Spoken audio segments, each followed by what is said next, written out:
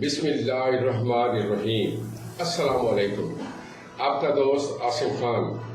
دعا ہے پروردگار سے کہ آپ اور آپ کے اہل خانہ کو میرا رب تعالیٰ اپنے حفظ و ایمان میں رکھے۔ گڑ ایک خاص دیسی قسم کی ایک پروڈکٹ ہے جس کو بنانے کا سارا عمل ہاتھ سے کیا جاتا ہے، اور گڑ پاکستان بلکہ ایشیا کی سب سے بڑی منڈی لیاقت پور میں واقع ہے۔ لیاقت پور ضلع رحیمیہ خان کی ایک تحصیل ہے۔ یہاں ہر سال کروڑوں روپے کا گڑ تیار کیا جاتا ہے، سوغات کے طور پر اور کاروبار کی غرض سے۔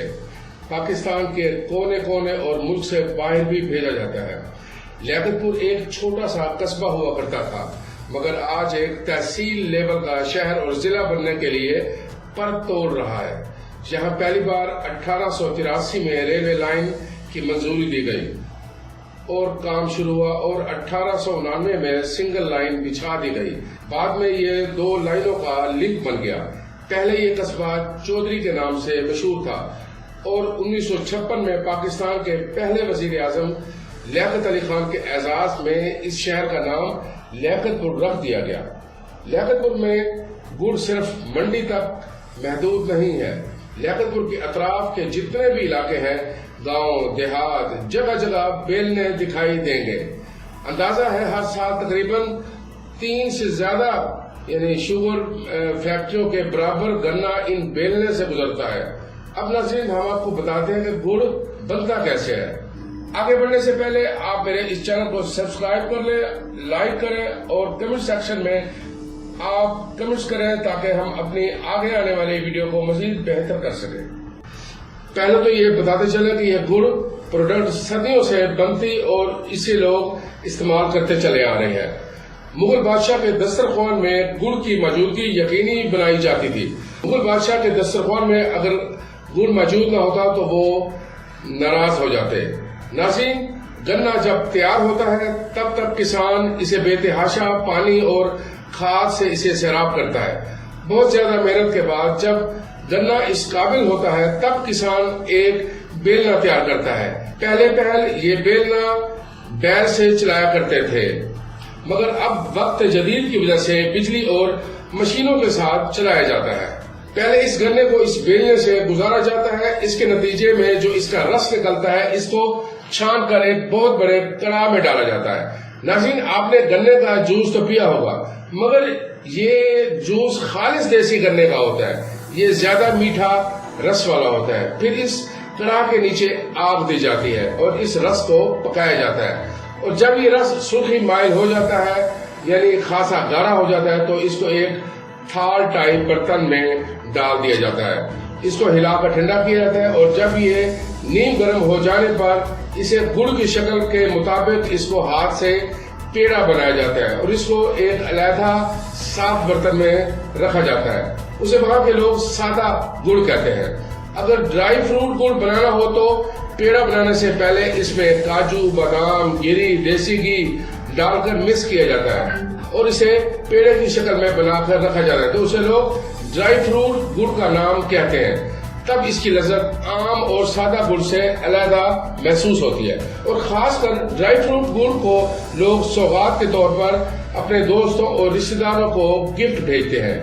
انہی بیلنوں میں کاریگر گڑ کے ساتھ شکر بھی بناتے ہیں اور نزدیکی منڈی تک اسے پہنچایا جاتا ہے۔ جب سیزن شروع ہوتا ہے تب تقریباً منڈی سے 50 کے قریب ٹرک بھر کر مختلف شہروں میں جاتے ہیں۔ ناظرین، گڑ کی کھپت صرف منڈیوں تک محدود نہیں ہے، یہ مختلف جو بیلنے لگے ہوئے ہیں وہاں تک بھی کچھ جو مختلف شہروں کے لوگ آتے ہیں اور وہاں سے اپنی خریداری کرتے ہیں۔ لیاقت پور بلکہ ارد گرد کے لوگوں میں کاشت گنے کی فصل سے گڑ کے بننے کا عمل کے علاوہ یہ گنا شوگر ملوں میں بھی جاتا ہے، جن میں ایک حمزہ شوگر مل، اتفاق sugar mill, Chaudhry sugar mill, Indus اتحاد اور رحیمیہ خان شوگر ملوں میں گنا پہنچایا جاتا ہے۔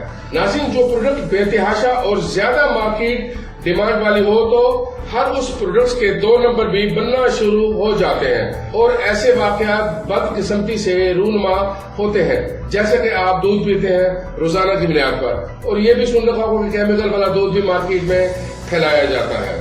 تو کیا ہم دودھ پینا چھوڑ دیتے ہیں؟ مگر ایسے نیگیٹو عناصر ہر جگہ اور ہر وقت ملتے ہیں مارکیٹ میں. ان کی تعداد کم ہوتی ہے مگر یہ عناصر بدنامی کا باعث بنتے ہیں ہر اس مارکیٹ کے لیے. منڈی کا وزٹ کیا تو آج یعنی اگست کے منتھ میں تو یہ گنے کا سیزن نہیں ہوتا، مگر تحقیق کے بعد پتہ چلا کہ اب بھی روزانہ کی بنیاد پر گڑ کے ٹرک بھر بھر کر جا رہے ہیں. تو سوال یہ بنتا ہے کہ گنے کے بغیر گڑ کہاں سے آ رہا ہے؟ ناظرین، کچھ لوگوں نے بتایا جو کیمرہ کے سامنے نہیں آنا چاہتے، تو انہوں نے بتایا کہ چینی اور کچھ کیمیکل جو مضر صحت ہے اس سے، اور جو گڑ کا گردا یعنی جو بچ جانے والا جو اس کا کبار ہوتا ہے گڑ کا وہ، اور فاسفورس ایسڈ، گلوکوز اور رنگ کاٹ، ایسی سب چیزیں ممنوع ہیں، غیر قانونی ہے، ملا کر دوبارہ سے گڑ بنایا جاتا ہے اور پھر اسے گڑ منڈی تک لایا جاتا ہے، جسے یہ لوگ چینی والا گڑ کہتے ہیں، اور بالکل مضر صحت. اور یہ میں تو اس کو سلو پوائزن ہی کہوں گا. ایسے چند عناصر ہیں جو دیہاتی علاقوں میں اب بھی موجود ہیں، ان پر ہاتھ ڈالنا آسان نہیں ہوتا. وہاں فوڈ اتھارٹی والے لوگ نہیں جا سکتے کیونکہ وہ لوگ ایک مافیا کی طرح ان علاقوں میں قابض ہے، اور یہ مافیا دھڑلے سے 2 نمبر گڑ بناتا ہے اور پھر یہ منڈی میں بھیج دیا جاتا ہے. اور یقیناً جو آڑتی حضرات ہیں ان کو سب معلوم ہے، مگر اس لالچ میں خاموش رہتے ہیں کہ ان مافیا کی وجہ سے ان کا کاروبار پورا سال چلتا رہتا ہے، اور یہ دن دگنی رات چگنی ان کے بینک بیلنس بھرتے رہتے ہیں. اور اس طرح وائٹ سلو پوائزن گڑ منڈی لیاقت پور سے دوسرے شہروں تک پھیلایا جاتا ہے.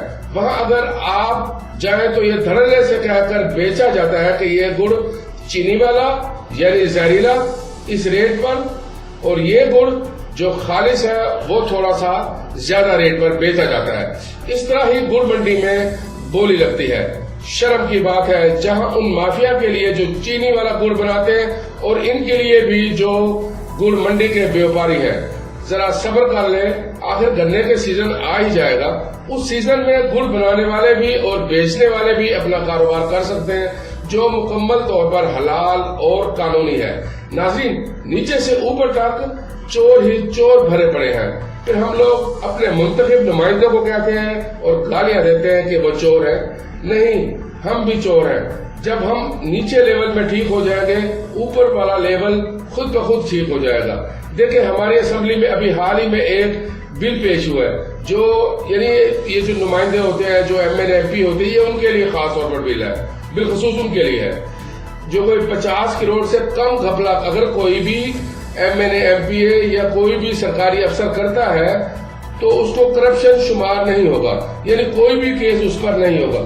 جہاں انصاف کا یہ نظام ہو وہاں یہ گڑ مافیا چھوٹی سی کہانی لگتی ہے. ایسی بہت ساری کہانیاں سر عام ہیں، یہ ہم سب جانتے ہیں.